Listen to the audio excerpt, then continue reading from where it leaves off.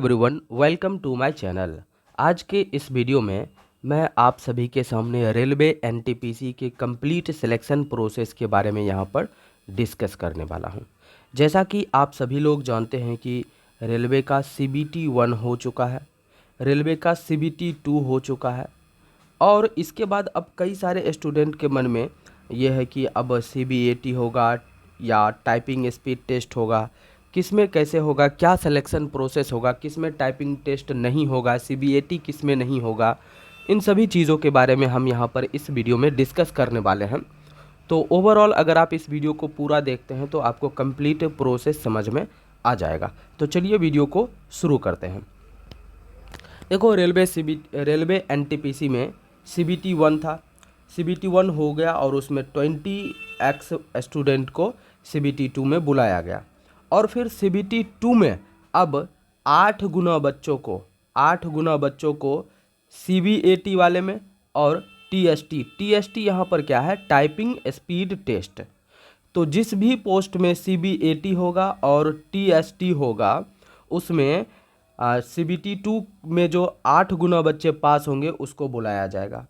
इसके बाद मेडिकल होगा, मेडिकल के बाद 1 गुना बच्चों को और जितने वैकेंसी है उसके 50% स्टूडेंट को DV के लिए बुलाया जाएगा। अब देखो, कई ऐसे वीडियोस बने हैं जिसमें आपको बताया जाता है कि सिर्फ 1 ही गुना कैंडिडेट को बुलाया जाएगा, मतलब जितने भी वैकेंसी है सिर्फ उतने ही कैंडिडेट को DV में बुलाया जाएगा। लेकिन ऐसा नहीं है। अगर आप नोटिफिकेशन को जाके पढ़ेंगे तो आपको वहाँ पर दिखेगा कि 1 गुना कैंडिडेट को तो वो बुलाएंगे ऐसे ही, लेकिन अगर मान लो किसी में सीट फिल नहीं हुआ तो वो 50% वैकेंसी का 50% जितने भी, मान लो अगर 100 वैकेंसी है तो 50 बच्चों को एक्स्ट्रा बुलाएंगे वो DV के लिए, ताकि अगर कोई बच्चा ज्वाइन नहीं करता है तो उसके जगह पर ये जो 50% बच्चे रहेंगे उनको बुलाया जा सकता है। तो ये DV है। DV के बाद क्या होगा? अच्छा, DV के समय में, अच्छा DV से पहले क्या होगा आपका CBAT। तो CBAT में कई सारे ऐसे हैं जिसमें आई टेस्ट है, तो विजन सर्टिफिकेट आपको CBAT में लेके जाना होगा। ये नोटिफिकेशन में लिखा हुआ था कि CBAT यानी कंप्यूटर बेस्ड एप्टीट्यूड टेस्ट में आपको विजन सर्टिफिकेट यहाँ से लेकर जाना होगा। ठीक है, इसके बाद मेडिकल होगा और फिर DV के लिए बुलाया जाएगा।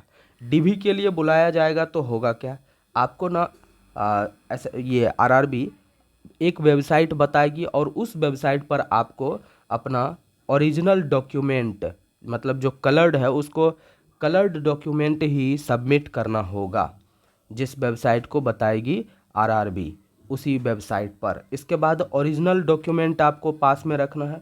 इसके साथ 2 फोटो कॉपीड डॉक्यूमेंट, जितने भी आपके पास ओरिजिनल डॉक्यूमेंट है उन सभी का 2 फोटो कॉपी रखना है आपको, जिसको सेल्फ अटेस्टेड करना होगा।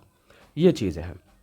तो ये था complete process CBT 1, CBT 2। CBT 2 के बाद जिस भी पोस्ट में CBAT होगा उसके लिए CBAT के लिए 8 गुना कैंडिडेट, फिर TST के लिए 8 गुना कैंडिडेट, और जिसमें नहीं होगा उसमें डायरेक्ट मेडिकल होगा।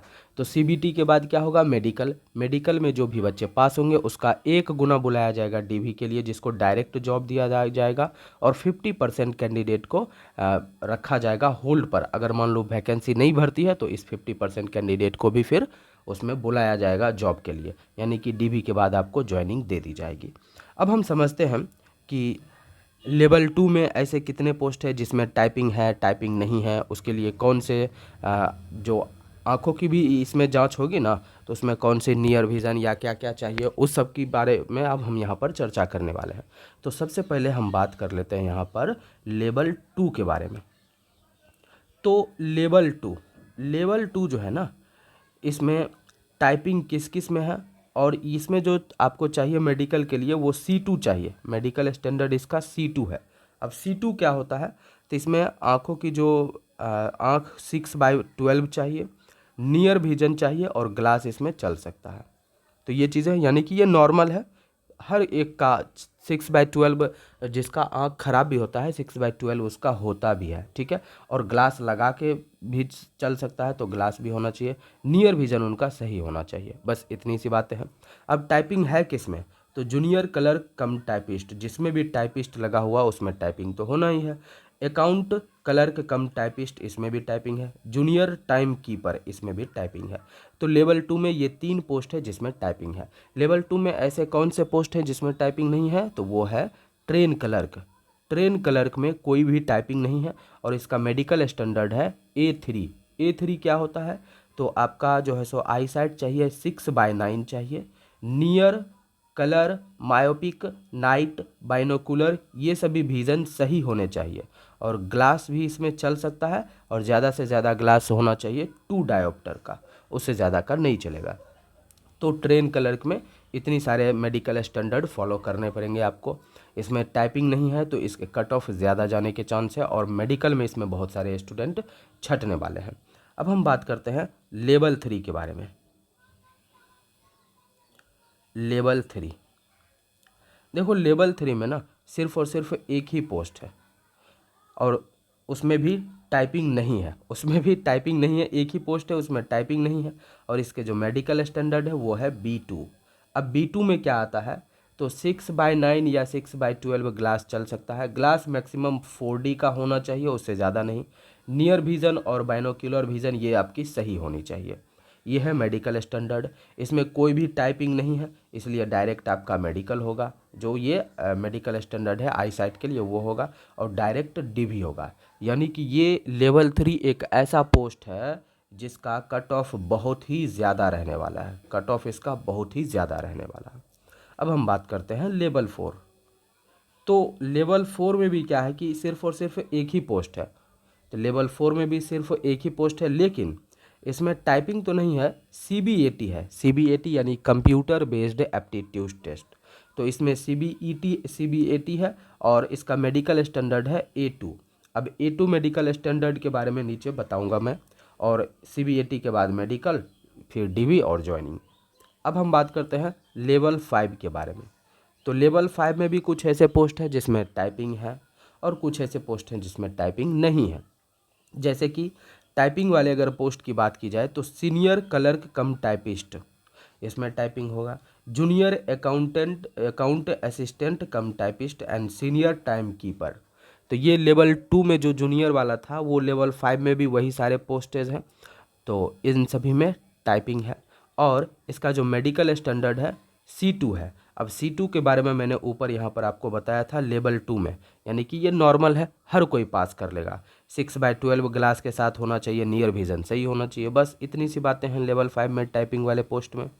और नो टाइपिंग, लेवल 5 में ऐसे भी पोस्ट है जिसमें टाइपिंग नहीं है, डायरेक्ट इसमें मेडिकल होगा आपका।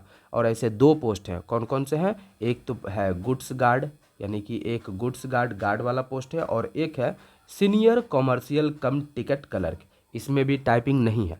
तो गुड्स गार्ड के लिए जो मेडिकल स्टैंडर्ड है वो है A2 और सीनियर कॉमर्शियल कम टिकट क्लर्क के लिए जो मेडिकल स्टैंडर्ड है वो है B2। अब B2 और A2 के बारे में हम जान लेंगे लेवल 6 में कि ये कौन से मेडिकल स्टैंडर्ड है। लेवल 6 की बात की जाए तो लेवल 6 में भी 2 ही पोस्ट हैं। इसमें दोनों पोस्ट में टाइपिंग नहीं है, ठीक है, दोनों पोस्ट में टाइपिंग नहीं है। एक पोस्ट में CBAT है और एक पोस्ट कौन सा है, वो है स्टेशन मास्टर। स्टेशन मास्टर के पोस्ट में कंप्यूटर बेस्ड एप्टीट्यूड टेस्ट है और इसमें जो मेडिकल स्टैंडर्ड मांगा गया है वो है A2। इसके बाद क्या है, कॉमर्शियल अप्रेंटिस। कॉमर्शियल अप्रेंटिस में डायरेक्ट मेडिकल होगा, इसमें कोई भी टाइपिंग CBAT कुछ भी नहीं है, लेकिन इसका सीट ही नहीं है हर जगह। तो अगर आपके यहाँ सीट है तो आप इसके बारे में देख लेना, ठीक है। और इसमें कॉमर्शियल अप्रेंटिस का जो मेडिकल स्टैंडर्ड है वो है B2। तो A2 क्या होता है, A2 में 6/9 होना चाहिए और ग्लास तो बिल्कुल भी नहीं होना चाहिए, यानी कि 6/9 विजन रहेगा तो चल सकता है, ग्लास नहीं, ग्लास के साथ नहीं, ऐसे नियर विजन ग्लास के साथ चल सकता है। कलर, बाइनोकुलर, नाइट, मायोपिक, ये सभी विजन आपके सही होने चाहिए। तो A2 का थोड़ा सा मेडिकल स्टैंडर्ड हार्ड है। B2 के बारे में मैंने बताया है, शायद नहीं बताया है तो मैं बता दूंगा। हाँ, B2 के बारे में मैंने बताया है कि इसमें जो है सो ईजी है, 6/9 या 6/12 चल सकता है, ग्लास 4D तक चल सकता है, नियर विजन और बाइनोकुलर विजन ये दोनों सही होने चाहिए आपके। तो मैंने आपको रेलवे NTPC एनटीपीसी से रिलेटेड इसके जो भी सिलेक्शन प्रोसेस है ना, कि कैसे आप जॉब तक पहुँचोगे, उसको मैंने यहाँ पर डिटेल में समझाया। आई होप आपको ये वीडियो पसंद आया होगा।